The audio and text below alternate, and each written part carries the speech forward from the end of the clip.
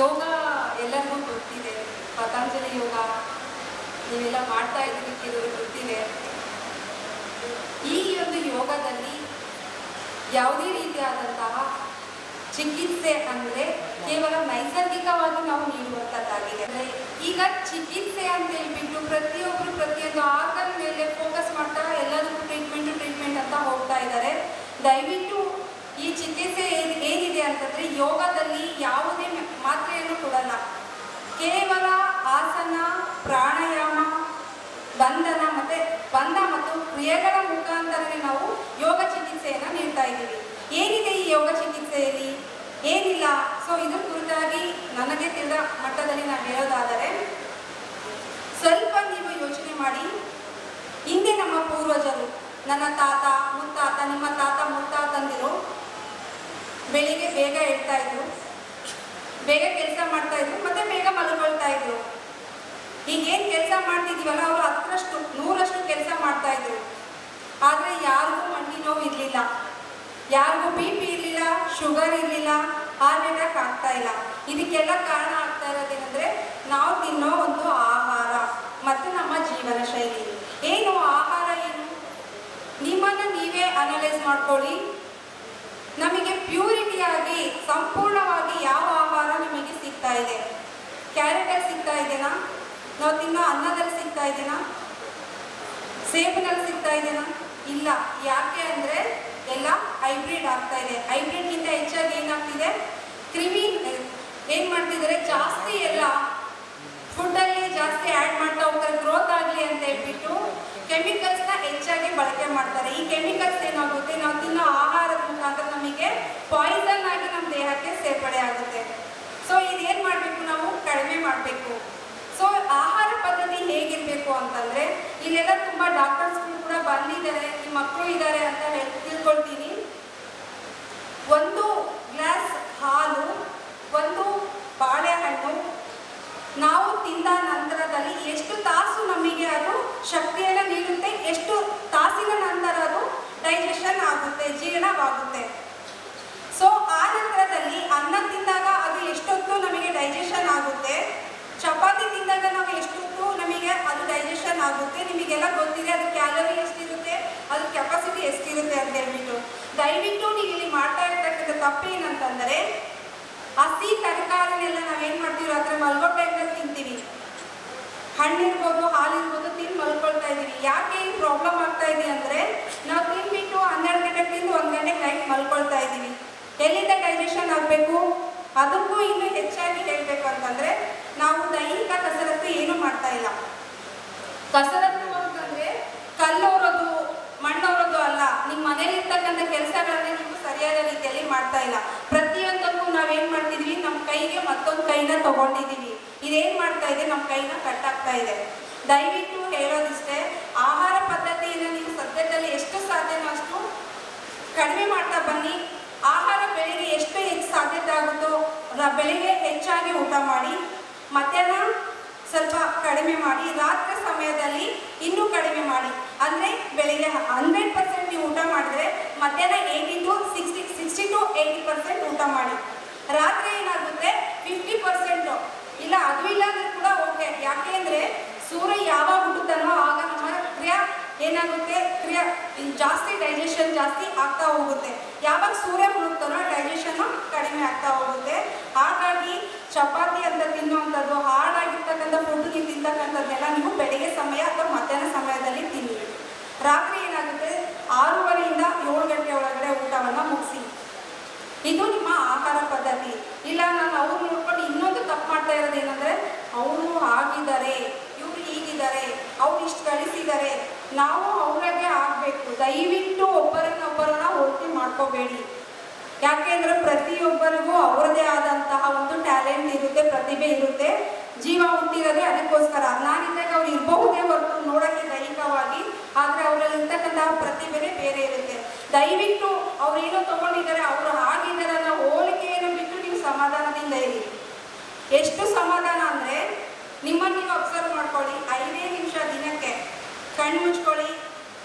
ನಾನು ಹೇಗಿದ್ದೀನಿ, ಕಣ್ಣು ಮುಚ್ಕೊಂಡು ನಾನು ಯಾವ ಬಟ್ಟೆ ಹಾಕ್ಕೊಂಡಿದ್ದೀನಿ, ನಾನು ಏನು ಮಾಡ್ತಾ ಇದ್ದೀನಿ, ಎಲ್ಲಿ ನಿಂತಿದ್ದೀನಿ,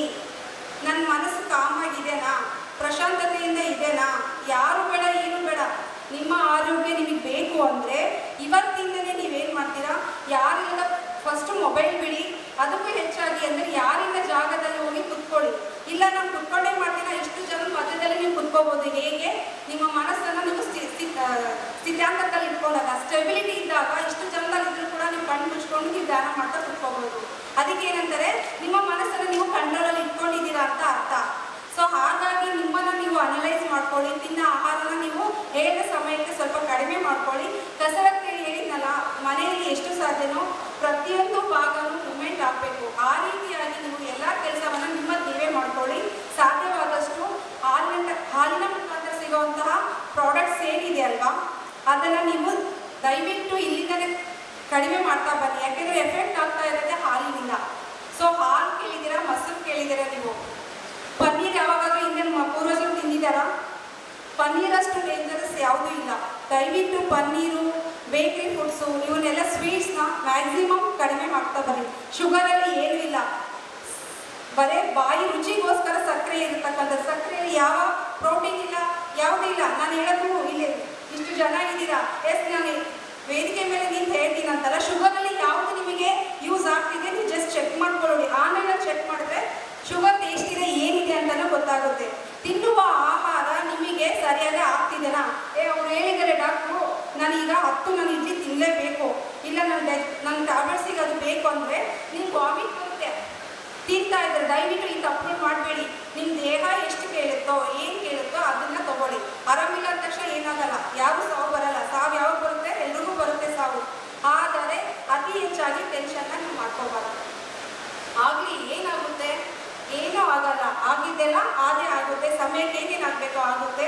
ಸಾಧ್ಯವಾದಷ್ಟು ನೀವು ಕಾಮಾಗಿ ಧ್ಯಾನ ಮಾಡ್ತಾ ಸ್ವಲ್ಪ ಪ್ರೇಯರ್ ಮಾಡ್ತಾ ಕೂತ್ಕೊಂಡ್ರೆ ನಿಮಗೆ ಅದು ಸಮಾಧಾನ. ಏನು ಮಾಡಬೇಕು ಹೇಳಿದೆ ನಾನು, ಇಷ್ಟು ಜನದ ಮಧ್ಯದಲ್ಲಿ ನೀವು ಧ್ಯಾನದಲ್ಲಿ ಕೂತ್ಕೊಂಡಿದ್ದೀರಾ ಅಂದರೆ ಆರಾಮಾಗಿ ಇದ್ದೀರಾ ಅಂತೇಳಿ. ಇಲ್ಲ ಅಂದರೆ ನೀವು ಅವ್ರು ನೋಡ್ಕೊಳ್ತಾ ಇವ್ರು ನೋಡ್ಕೊಳ್ತಾ, ಅವ್ರು ಆ ಸ್ಯಾರಿ ಹಾಕ್ಕೊಂಡ್ರೆ, ಆ ಗೋಲ್ಡ್ ಹಾಕೊಂಡ್ರೆ, ಆ ಕಾರ್ ತಂದಿದ್ದಾರೆ ಅಂತಂದರೆ ನಿಮ್ಮನ್ನು ನೀವು ಆಸ್ಪತ್ರೆಗೆ ಸೇರ್ಕೊಳ್ಳೋಕ್ಕೆ ದಿನವನ್ನು ಕೌಂಟ್ ಮಾಡ್ತಾ ಇದ್ದೀರಾ ಅಂತ. ಅಂದರೆ ನಾನು ಈಗ 1 ವರ್ಷ ಮುಂಚೆ ಹೋಗೋಳು, ನಾಳೆ ಇವತ್ತಿಂದ ಸ್ಟಾರ್ಟ್ ಮಾಡಿದ್ದೀನಿ ಅಂದರೆ ಇನ್ನು 364 ದಿನ ಮಾತ್ರ ಉಳಿತು. ನಾಳೆ ನಾನು ಅದನ್ನೇ ಯೋಚನೆ ಮಾಡಿದ್ದೀನಿ ಅಂದರೆ ಆಸ್ಪತ್ರೆಗೆ ಸೇರೋಕ್ಕೆ ನನಗೆ ಹತ್ರ ಆಗ್ತಾ ಇದ್ದೀನಿ ಅಂತೇಳಿ. ದಯವಿಟ್ಟು ಹೋಲಿಕೆ ಮಾಡೋಕ್ಕೆ ಹೋಗಬೇಡಿ. ಈಗ ನಾನು ಇಲ್ಲಿ ವೇದಿಕೆ ಮೇಲೆ ಕೂತಿದ್ದಾರೆ ಪೂಜಾರಿಯರು. ಯಾಕೆ ಅವ್ರು ಅಷ್ಟೊಂದೆಲ್ಲ ಕಾಮಾಗಿದ್ದಾರೆ? ತಿನ್ನುವ ಆಹಾರ ಪದ್ಧತಿ, ಸೊ ಅವ್ರ ಜೀವನ ಶೈಲಿ. ಸೊ ಇವೆಲ್ಲ ಏನಾಗುತ್ತೆ ಅಂದರೆ ನಾವು ಇದೀವಿ ಅವರಿದ್ದೀವಿ. ಯಾಕೆ ನಮ್ಮಲ್ಲಿ ಅವರಲ್ಲಿ ಡಿಫ್ರೆನ್ಸಸ್ ಇದೆ? ಧ್ಯಾನ ಮಾಡ್ತಾರೆ. ನಾನಿಲ್ಲಿ ಯಾವುದು ಜಾತಿ ಪಕ್ಷ ಇದ್ರ ಬಗ್ಗೆ ಹೇಳ್ತಾ ಇಲ್ಲ. ನಮ್ಮನ್ನು ನಾವು ಕಾಮಾಗಿಟ್ಕೋಬೇಕಂತಂದರೆ ಒಂದು ಕಡೆ ನಾವು ಗಮನ ಕೊಡಬೇಕು. ಯಾವುದು ಬೇಡ, ನಮ್ಮ ದೇಹದ ಅಂಗಾಂಗದ ಕಡೆ ನಾವು ಗಮನ ಕೊಡೋಣ. ಏನೂ ಬೇಡ, ನನ್ನ ಕಣ್ಣು ಹೇಗಿದೆ, ನನ್ನ ಕೂದಲು ಹೇಗಿದೆ, ಕಣ್ಣು ಮುಚ್ಕೊಳ್ಳಿ. ನಿಮ್ಮನ್ನು ನೀವು ಡೈಲಿ 5 ನಿಮಿಷ ಅನಲೈಸ್ ಮಾಡ್ಕೊಳ್ಳಿ. ಎಸ್, ನನ್ನ ಕೈ ನಾನು ನೇರವಾಗಿ ಇಡ್ತಾ ಇದ್ದೀನಾ? ಮೂಮೆಂಟ್ ಸರಿಯಾಗಿ ಆಗ್ತಿದೆನಾ? ಸೊ ಪ್ರತಿಯೊಂದನ್ನು ನಿಮ್ಮನ್ನು ನೀವು ಅನಲೈಸ್ ಮಾಡಿ. ಯಾವ ಡಾಕ್ಟ್ರು ಬೇಡ. ಸೊ ಇದು ನಮ್ಮನ್ನು ನಾವು ಜೀವನ ಶೈಲಿಯಲ್ಲಿ ನಮ್ಮನ್ನು ನಾವು ಕಂಟ್ರೋಲಿಗೆ ತೊಗೊಳ್ತಕ್ಕಂಥದ್ದು. ಸೊ ಆಹಾರ ಪದ್ಧತಿ ಹೇಳಿದ್ರೆ ಬೆಳಿಗ್ಗೆ ನೀವು ಹೇಳ್ತೀನಿ ಎಷ್ಟು ಸಾಧ್ಯನೋ ಅಷ್ಟು ಹಾಳಾಗಿರ್ತಕ್ಕಂಥದ್ದನ್ನೇ ತಿನ್ನಿ. ಲೇಟ್ ಆಗ್ತಾ ಆಗ್ತಾ ಆಹಾರವನ್ನು ಕಡಿಮೆ ಮಾಡಿ, ಎಷ್ಟು ಸಾಧ್ಯನೋ ಅಷ್ಟು. ಆದರೆ ಸಿಹಿ ಮತ್ತು ಏನು ಬೇಕ್ರಿ ಫುಡ್ ಹೇಳಿದ್ನಲ್ಲ, ದಯವಿಟ್ಟು ಅದನ್ನು ಕಂಟ್ರೋಲ್ ಮಾಡ್ಕೊಳ್ಳಿ. ಇದು ಆಗ್ತಕ್ಕಿರೋದೇ ಮೇನ್ ಪ್ರಾಬ್ಲಮ್, ಹಾರ್ಟ್ ಪ್ರಾಬ್ಲಮ್ ಬರ್ತಾ ಇರೋದು, ಬೇರೆ ಏನೋ ಕಿಡ್ನಿ ಪ್ರಾಬ್ಲಮ್ಸ್ ಬರ್ತಾ ಇರೋದು ಇದರಿಂದಾನೆ. ಸೊ ಏನೂ ಇಲ್ಲ, ನೀವು ಬೆಳಗ್ಗೆ ಇದ್ದಾಗ ನಿಮಗೆ ಎಷ್ಟು ಆಗುತ್ತೋ ಕಣ್ಣು ಮುಚ್ಕೊಳ್ಳಿ, ಬೆಡ್ ಮೇಲೆ ಇದ್ದಾಗೆ ಮಾಡಿ. ಇನ್ನೊಂದು ವಿಷಯ ಮುಖ್ಯವಾಗಿ ಹೇಳಬೇಕಂದ್ರೆ, ನಾವು ಮಲಗಿದ ತಕ್ಷಣ ಬೆಳಗ್ಗೆಯಲ್ಲಿ ನಮ್ಮಲ್ಲಿ ಬಾಯಲ್ಲಿ ರಸ ಬರುತ್ತೆ, ಹೌದಾ? ನಾವು ಹೋಗ್ಬಿಟ್ಟು ಶಿಂಕಲ್ಲಿ ಮುಗಿತೀವಿ. ದಯವಿಟ್ಟು ಯಾರು ಮಾಡಬೇಡಿ. ಇದು ನಾನು ಲಕ್ನೋ ಮತ್ತು ಛತ್ತೀಸ್ಗಢದಲ್ಲಿ ರಿಸರ್ಚ್ ಪರ್ಸನ್ ಆಗಿ ಮಾಡ್ತಾ ಇದ್ದೀನಿ. ಯಾವುದೂ ಇಲ್ಲ, ಏನೂ ಇಲ್ಲ. ನಾವು ತಿನ್ನೋ ಆಹಾರ ಹಿಂದೆ ಮತ್ತು ಇಲ್ಲಿ ನಾವು ಏನು ಪ್ರಾಬ್ಲಮ್ಸ್ ಇದೆ ಅನ್ನೋದ್ರ ಬಗ್ಗೆನೇ ರಿಸರ್ಚ್ ಮಾಡ್ತಾ ಇದ್ದೀನಿ. ಆ ಜೆಲ್ಲನ್ನು ಏನು ಮಾಡ್ತೀರಾ? ನುಂಗಿ, ಜೆಲ್ಲನ್ನು ನುಂಗಿ ಜೊತೆಯಲ್ಲಿ ನಿಮಗೆ ಎಷ್ಟು ಸಾಧ್ಯನೋ ಅಷ್ಟು ನೀರು ಕುಡಿದು. ಇದು ನೀವು ಕುಡಿದಿದ್ದು ಒಂದು ದಿನ, ನೆಕ್ಸ್ಟ್ ಡೇನೂ ಅದನ್ನೇ ಕುಡಿತೀರಾ, 3 ಡೇಸ್ ಅದೇ ಕುಡಿತೀರಾ. ಖಂಡಿತವಾಗಿ ನಿಮಗೆ ಯಾರಿಗೆ ಮೋಷನ್ ಕ್ಲಿಯರ್ ಆಗಲ್ವೋ ಅದು ಕ್ಲಿಯರ್ ಆಗುತ್ತೆ. ಸೈಟ್ ಯಾರಿಗೆ ಪ್ರಾಬ್ಲಮ್ ಇದೆಯೋ ಅದನ್ನು ತಗೊಂಡು ಕಣ್ಣಲ್ಲಿ ಹಾಕ್ಕೊಳ್ಳಿ. ಈ ರೀತಿಯಾಗಿ ಆ ಬಾಯಿ ಜೆಲ್ ತಗೊಂಡು ಹಾಕ್ಕೊಳ್ಳಿ. ಮೇಡಮ್ ನೀವೇ ಡಾಕ್ಟರ್ ಆಗಿದ್ದೀರಾ, ಇಷ್ಟು ಗಲೀಜ್ ಹೇಳ್ತಿರಲ್ಲ ಅಂತೇಳಿ. ಯಾಕೆ ನಮ್ಮ ಪೂರ್ವಜರು ಯಾಕೆ ಆಸ್ಪತ್ರೆ ಅಂತ ಹೇಳ್ತಾ ಇದ್ರಾ? ಇಲ್ಲ, ಈಗ ನಾವು ಹೇಳ್ತಾ ಇದ್ದೀವಿ ಎಲ್ಲ. ಯಾಕೆಂದರೆ ನಮ್ಮನ್ನು ನಾವು ಒಂದು ಸರ್ಕಲಲ್ಲಿ ಹಾಕಿ ನಮ್ಮನ್ನು ನಾವು ಬಿಟ್ಟಿದೆ. ಅವ್ರಿಗೆ ಹೇಳ್ಬಾರ್ದು ನಮ್ಗೆ ಈ ಥರ ಇದೆ ಅಂತೇಳಿ, ನನ್ನ ಹೊಟ್ಟೆ ಇದೆ ಅಂತ ಹೇಳ್ಬಾರ್ದು, ನಾನು ತೋರಿಸ್ಕೋಬಾರ್ದು. ಇವೆಲ್ಲ ಬಿಡಿ. ನಿಮ್ಮ ದೇಹಕ್ಕೆ, ನಿಮ್ಮ ಮನಸ್ಸಿಗೆ ನೀವು ಸರಿಯಾಗಿದ್ದೀರಾ, ನೀವು ಮಾಡ್ತಾ ಇದ್ದೀರಾ. ಆಸ್ತಿ ಮಾಡೋದು ದೊಡ್ಡೇನಲ್ಲ, ಹೌದು ತಾನೇ? ಈಗ ಹೇಗೆ ಬೇಕಾದರೂ ಆಸ್ತಿ ಮಾಡ್ಬೋದು. ಇದು ನಿತ್ಯ ಜೀವನದಲ್ಲಿ ಇರ್ತಕ್ಕಂಥದ್ದು. ಸೊ ಇನ್ನು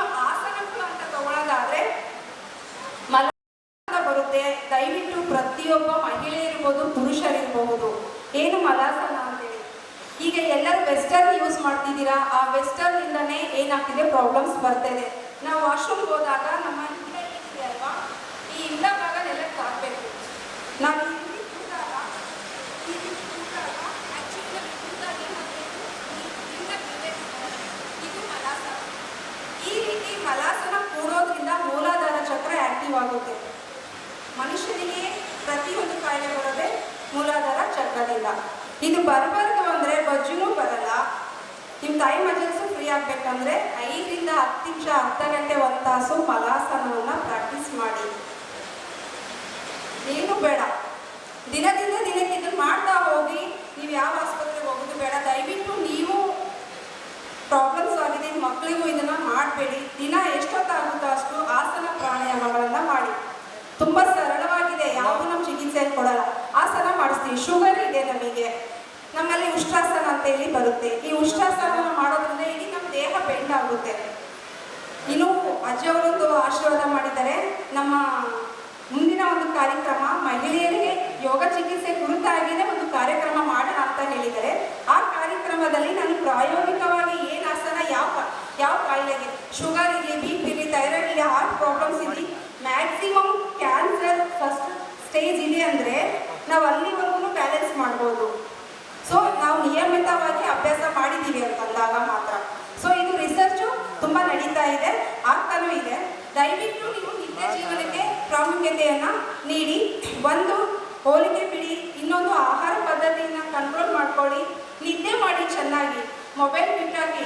8:30 ಆಯಿತು ಅಂದರೆ ದಯವಿಟ್ಟು ಮೊಬೈಲ್ ಮುಟ್ಬೇಡಿ. ನಿಮಗೆ ನೀವು ಚೆನ್ನಾಗಿರಬೇಕು, ನೀವು ನಿಮ್ಮ ಮಕ್ಕಳನ್ನ ಚೆನ್ನಾಗಿ ಬೆಳೆಸಬೇಕು, ನಿಮ್ಮ ಜೀವನ ಚೆನ್ನಾಗಿರಬೇಕು, ನಿಮ್ಮ ಕುಟುಂಬ ಚೆನ್ನಾಗಿರಬೇಕು, ನೀವಿರೋ ಸುತ್ತಮುತ್ತ ವಾತಾವರಣ ಚೆನ್ನಾಗಿರ್ಬೇಕಂದ್ರೆ ದಯವಿಟ್ಟು ಮೊಬೈಲನ್ನು 8:30ಗೆ ಬಿಟ್ಬಿಡಿ.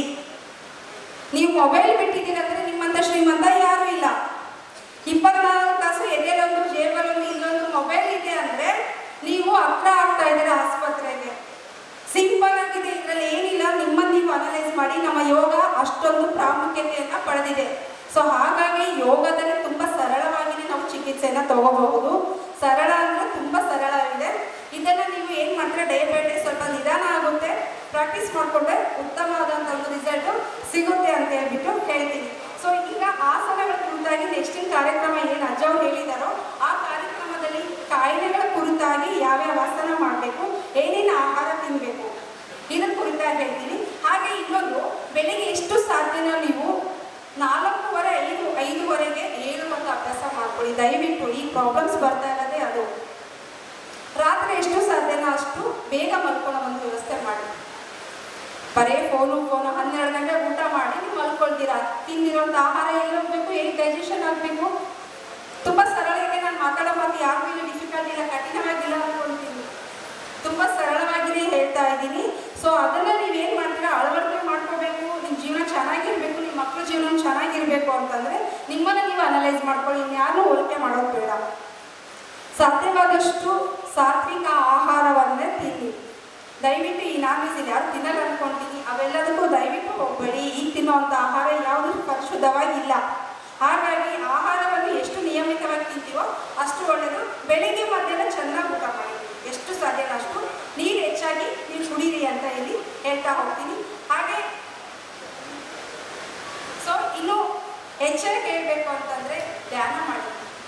ಕೆಲವು ಮುದ್ರೆಗಳು ಬರುತ್ತೆ ನಮಗೆ, ಎಲ್ಲರಿಗೂ ಸರಳವಾಗಿ ಗೊತ್ತಿದೆ. ಈ ಮುದ್ರೆಯಲ್ಲಿ ಚಿನ್ನ ಮುದ್ರೆಯಲ್ಲಿ ಕುತ್ಕೊಳ್ತೀವಿ. ಹಾಗೆ ಅಪಾನ ವಾಯು ಮುದ್ರೆಯನ್ನು ತಗೊಳ್ಳಿ, ಈ ರೀತಿ ಕುತ್ಕೊಳ್ಳಿ. ನಿಮ್ಮ ಮನಸ್ಸು ನಿಮ್ಮನ್ನೇ ಕಂಟ್ರೋಲಿಗೆ ತೊಗೊಂಡ್ಬರುತ್ತೆ. ಸೊ ಹಾಗಾಗಿ ಆಸ್ತಿ ನಿಮ್ದು ಏನಂದರೆ ನಿಮ್ಮ ದೇಹವನ್ನೇ ಆಸ್ತಿ ಮಾಡ್ಕೊಳ್ಳಿ.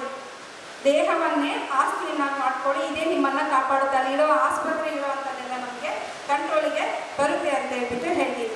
ಇನ್ನು ಹೇಳೋದಾದರೆ, ಈಗ ಊಟದ್ದು ಆಯಿತು, ನಾವು ಯಾವ ರೀತಿ ಊಟ ಮಾಡಬೇಕು, ಸಾತ್ವಿಕ ಆಹಾರ ತೊಗೊಳ್ಳಿ, ಸಾಧ್ಯವಾದಷ್ಟು ಸ್ವೀಟ್ ಬಿಡಿ ಅಂತ ಹೇಳಿದ್ದೀನಿ. ಇದೇ ಟೈಮು ಹೇಳಿದ್ದೀನಿ. 8:30, 9 ಗಂಟೆಗೆ ಯಾರು ಮಲ್ಕೊಂತೀರೋ ಅವರಷ್ಟು ಶ್ರೀಮಂತರು ಯಾರಿಲ್ಲ. ಅದಕ್ಕೂ ಮುಂಚಿತವಾಗಿ ಮೊಬೈಲ್ನ ಬಿಟ್ಟಾಕ್ಬಿಡಿ. ಬಿಡಿ, ಒಂದಿನ ಬಿಡಿ ಮೊಬೈಲು, ಏನಾಗುತ್ತೆ ನೋಡೋಣ. ನಾಳೆ ಬೆಳಿಗ್ಗೆ ಎಷ್ಟು ಕಾಲ್ ಮಿಸ್ ಕಾಲ್ಸ್ ಬಂದಿರುತ್ತೆ. 2ನೇ ದಿನವೂ ಬಿಡಿ, 8 ಗಂಟೆಗೆ ಸೈಲೆಂಟ್ ಮಾಡಿ ಬಿಟ್ಟಾಕಿ. 10 ಕಾಲ್ ಬಂದಿರೋದು ನಾಳೆ 5 ಕಾಲ್ ಬರುತ್ತೆ. ನಾಡಿದ್ದು ಏನಾಗುತ್ತೆ, 3 ಕಾಲ್ ಬರುತ್ತೆ. ಇನ್ನೊಂದು ದಿನ ಅಯ್ಯೋ ಬಿಡಪ್ಪ, ಅವ್ಳು ಯಾಕೋ ಫೋನ್ ರಿಸೀವ್ ಮಾಡ್ತಾಯಿಲ್ಲ, ಅವ್ನು ಯಾಕೋ ಫೋನ್ ರಿಸೀವ್ ಮಾಡ್ತಾಯಿಲ್ಲ, ಅವ್ರಿಗೆ ಫೋನ್ ಮಾಡೋದೇ ಬೇಡ, ಅವ್ನಿಗೆ ಕೆಲಸ ಇಲ್ಲ, ಅವ್ನು ಫೋನ್ ಮಾಡ್ತಾನೆ ಅಂತ ಹೇಳ್ಬಿಟ್ಟು ಮಾಡೋದು ಕೂಡ ಕಡಿಮೆ ಆಗುತ್ತೆ. ಯಾರನ್ನು ಕಂಟ್ರೋಲಿಗೆ ತಗೊಳ್ಳೋದು ಬೇಡ, ನಮ್ಮನ್ನು ನಾವು ಕಂಟ್ರೋಲ್ ತೊಗೊಳ್ಳೋಣ. ನಮ್ಮನ್ನು ನಾವು ಕಂಟ್ರೋಲ್ ತೊಗೊಂಡು ಎಲ್ಲರೂ ಕಂಟ್ರೋಲಿಗೆ ಬರ್ತಾರೆ. ಸೊ ಪದ್ಧತಿಯಾಗಿದೆ. ಸಿಂಪಲ್, ತುಂಬ ತುಂಬ ಸರಳವಾಗಿದೆ. ಇವನ್ನೆಲ್ಲ ನೀವು ಅಳವಡಿಸ್ಕೊಳ್ಳಿ. ಆಹಾರ ಪದ್ಧತಿ ಆದರೂ ಕೂಡ ಅದೇ ಹೇಳಿದ್ದೀನಿ, ಸಾಧ್ಯವಾದಷ್ಟು ಆರ್ಗ್ಯಾನಿಕಲ್ಲಿ ಅವ್ರು ಹೇಳ್ಬಿಟ್ಟಿದ್ದಾರೆ. ಆರ್ಗಾನಿಕ್ ಫುಡ್ಡೇ ತಿನ್ನಬೇಕು ಅಂದಾಗ ನಮ್ಮ 10,000 ರೂಪಾಯಿ 1,000 ರೂಪಾಯಿ ಸಿಗೋದಲ್ಲ 10,000 ರೂಪಾಯಿ ಸಿಗುತ್ತಂದರೆ ನಿಮ್ಮಷ್ಟು ದಡ್ರು ಯಾರೂ ಇಲ್ಲ. ಇದಕ್ಕೂ ಹೆಚ್ಚಾಗಿ ಇನ್ನೂ ಮಾಡಬೇಕಾದ್ರೆ ವರ್ಕೌಟ್ ಮಾಡಿ. ಮನೇಲೇ ಬಿಟ್ಟು ಮನೆ ಕೆಲಸ ಅವಾಗ ದಿನ ಎಲ್ಲ ನೆಲ ಹತ್ರ ಒರೆಸೋದು ಬೇಡ. ಒರೆಸಿದಾರೆ ಅಂದರೂ ಕೂಡ ಎಲ್ಲ ಕಡೆ ಇರ್ತಕ್ಕಂಥ ಮನೆಯನ್ನ ನಿಮ್ಮ ಕೈಕಾಲು ಮೂಮೆಂಟ್ ಮಾಡಿ. ಎಷ್ಟು ಕೈಕಾಲು ಮೂಮೆಂಟ್ ಆಗುತ್ತೋ ಅಷ್ಟು ನೀವು ಹೆಲ್ದಿಯಾಗಿರ್ತೀರ. ಸೊ ಇದು ನನ್ನ ಯೋಗದಲ್ಲಿ ತುಂಬ ಸರಳವಾಗಿರ್ತಕ್ಕಂತಹ ಒಂದು ಯೋಗ ಚಿಕಿತ್ಸೆ ಆಗಿದೆ. ಯೋಗದಲ್ಲಿ ಆಸನಗಳು ಬರುತ್ತೆ, ಪ್ರಾಣಾಯಾಮ ಬರುತ್ತೆ, ಬಂಧಗಳು ಬರುತ್ತೆ, ಕ್ರಿಯೆಗಳು ಬರುತ್ತೆ. ಈ ಕ್ರಿಯೆಗಳ ಮುಖಾಂತರ ನಮಗಿರ್ತಕ್ಕಂಥ ಪ್ರಾಬ್ಲಮ್ಸ್ನೆಲ್ಲ ನಾವು ಬ್ಯಾಲೆನ್ಸ್ ಮಾಡ್ತಾ ಹೋಗ್ಬೋದು. ಸೊ ಇದನ್ನು ಮುಂದಿನ ತರಗತಿಯಲ್ಲಿ ಹೇಳ್ತೀನಿ. ಮುಂದಿನ ಒಂದು ಕಾರ್ಯಕ್ರಮದಲ್ಲಿ ಈ ವಿಷಯ ಕುರಿತಾಗಿ ಹೇಳ್ತೀನಿ. ಇನ್ನು ಈಗ ಸದ್ಯದಲ್ಲಿ ಈ ಹೇಳಬೇಕಾದ ಪರಿಸ್ಥಿತಿ ಹೇಗಿದೆ ಅಂದರೆ, ನಾವು ಎಲ್ಲ ಈ ಮಟ್ಟದಲ್ಲಿದ್ದೀವಿ. ಅಂದರೆ ನಮ್ಮ ದೇಹಕ್ಕೆ ನಮ್ಮ ಪರಿಸ್ಥಿತಿ ಹೇಗಿದೆ ಅಂದರೆ, ಗಾಳಿನೂ ಕಲ್ಮಶವಾಗಿದೆ, ತಿನ್ನೋ ಆಹಾರನೂ ಕಲ್ಮಶ ಆಗಿದೆ. ನಮ್ಮ ಮನಸ್ಸಂತೂ ಯಾರೂ ಇಲ್ಲ. ನಾನು ಇವತ್ತು ಯಾರು ಬೇರೆ ಮಾಡ್ತಾ ಇಲ್ಲ. ನಮ್ಮ ಮನಸ್ಸು, ನಾನು ಇಲ್ಲಿ ಕೂತಿದ್ದೀನಿ, ನಾನು ಕೇಳ್ತಾ ಇದ್ದೀನಿ, ನಮ್ಮ ಮುಂದೆ ಯಾರೋ ಒಬ್ರು ಹೇಳ್ತಿದ್ದಾರೆ ಅಂದರೆ 100% ಯಾರೂ ಈ ಸ್ಟೇಜ್ ಮೇಲೆ ಗಮನ ಇಲ್ಲ. ಇಲ್ಲಿ 50% ಇದರಿಂದ 50% ಅವ್ರ ಮನೆ ಕಡೆ, ಅಡುಗೆ ಕಡೆ, ಊರಿಗೆ ಹೋಗೋ ಕಡೆ, ಮನೆ ಮಕ್ಕಳ ಕಡೆ ಅಲ್ಲಿರುತ್ತೆ. ಇದು ಬೇಡ ಅಂತಂದರೆ ನಿಮ್ಮನ್ನು ನೀವು ಧ್ಯಾನ ಮಾಡ್ತಾ ಕೂತ್ಕೊಳ್ಳಿ. ಸಾಕು, 2 ರಿಂದ 5 ನಿಮಿಷ ದಿನ ಕಂಟಿನ್ಯೂ ಆಗಿ ಕಣ್ಣು ಮುಚ್ಕೊಂಡು ಕೂತ್ಕೊಳ್ಳಿ. ಏನೂ ಬೇಡ, ಕಣ್ಣು ಮುಚ್ಕೊಂಡು ನಿಮ್ಮಷ್ಟಕ್ಕೆ ನೀವು ಧ್ಯಾನ ಮಾಡ್ತಾ ಕೂತ್ಕೊಂಡ್ರೆ ದಿನದಿಂದ ದಿನಕ್ಕೆ ಅದೇ ಹೆಚ್ಚಾಗ್ತಾ ಹೋಗುತ್ತೆ. ಸೊ ಇದನ್ನು ನೀವು ಪ್ರಾಕ್ಟೀಸ್ ಮಾಡ್ಕೋಬೇಕಂದ್ರೆ ದಿನದಿಂದ ದಿನಕ್ಕೆ ಅದೇ ನಿಮ್ಮನ್ನು ಉನ್ನತ ವ್ಯಕ್ತಿಯನ್ನಾಗಿ, ಉತ್ತಮ ವ್ಯಕ್ತಿಯನ್ನಾಗಿ ಮಾಡುತ್ತೆ ಅಂತೇಳಿ ಹೇಳ್ತಾ ಹೋಗ್ತೀನಿ. ಸೊ ಇನ್ನೂ ಹೆಚ್ಚಾಗಿ ಹೇಳ್ಬೇಕಂದ್ರೆ ಮಹಿಳೆಯರು ದಯವಿಟ್ಟು ಪ್ಲಾಸ್ಟಿಕ್ ಬಳಕೆಯನ್ನು ದಯವಿಟ್ಟು ಕಡಿಮೆ ಮಾಡಿ. ನ್ಯಾನೋ ಕಣಗಳು, ನಾವು ತಿನ್ನೋ ಪ್ರತಿಯೊಂದು ಟಿಫಿನ್ ಬಾಕ್ಸ್ ಇರಲಿ, ಮನೆಯಲ್ಲಿ ಪಾತ್ರೆಗೆ ಹಾಕಿರ್ತೀವಿ, ನಾವು ಅಡುಗೆ ಮಾಡಿದ ಪಾತ್ರೆ ಒಂದಾದರೆ ಇನ್ನೊಂದು ಪಾತ್ರೆಯಲ್ಲಿ ಬಳಸ್ತೀವಿ. ಇವನ್ನೆಲ್ಲದನ್ನು ಕೂಡ ದಯವಿಟ್ಟು ಪ್ಲಾಸ್ಟಿಕ್ಕನ್ನು ಸಾಧ್ಯವಾದಷ್ಟು ಕಡಿಮೆ ಮಾಡಿ. ಸೊ ಇಷ್ಟು ಹೇಳಿ ನನಗೆ ಇಷ್ಟೊಂದು ಮಾತಾಡಲಿಕ್ಕೆ ನಮ್ಮ ಪೂಜ್ಯರಾದಂಥ ಮಹೇಶ್ವರ ಸ್ವಾಮೀಜಿ ಅವರು ಹೇಳಿದರು. ಹಾಗೆಲ್ಲರೂ ಒಂದು ಅವಕಾಶ ಮಾಡಿಕೊಟ್ಟಿದ್ದಾರೆ. ಈ ಒಂದು ಯೋಗದ ಕುರಿತಾಗಿ ಇಷ್ಟು ಹೇಳಿದಿನ ಈಚೆ ಒಂದು ಮಾತಾಡೋಕ್ಕೆ ಅವಕಾಶ ಮಾಡಿಕೊಟ್ಟಂಥ ಪ್ರತಿಯೊಬ್ಬರಿಗೂ ಕೂಡ ನನ್ನ ಒಂದು ಧನ್ಯವಾದಗಳನ್ನು ಹೇಳ್ತೀನಿ. ನಮಸ್ಕಾರ.